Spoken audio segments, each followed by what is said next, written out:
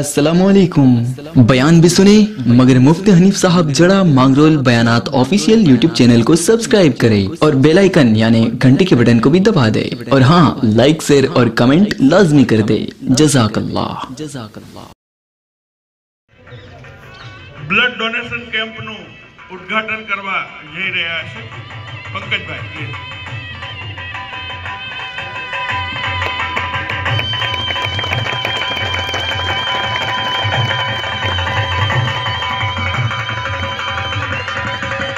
હનીફ જડા સાહેબ નું સવિશેષ સન્માન કરે આપણી વચ્ચે। એક એકતાનો બુલંદ મિનારો છે આપણો મૌલવી સાહેબ નું સન્માન હું ઇરફાન ગુજરાતી સાહેબ ને વિનંતી કરીશ મંચની મધ્યમાં આવશે અને તેઓ શ્રી એમનું સન્માન કરશે।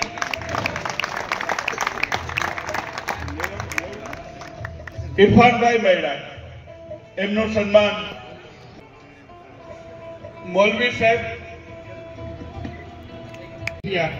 ઇમ્તિયાઝભાઈ મૈડા ઇલિયાસભાઈ મૈડા માંડાભાઈ मौलाना कासिम बाबा याकूब भाई अमाल डॉक्टर पावतीवाला साहेब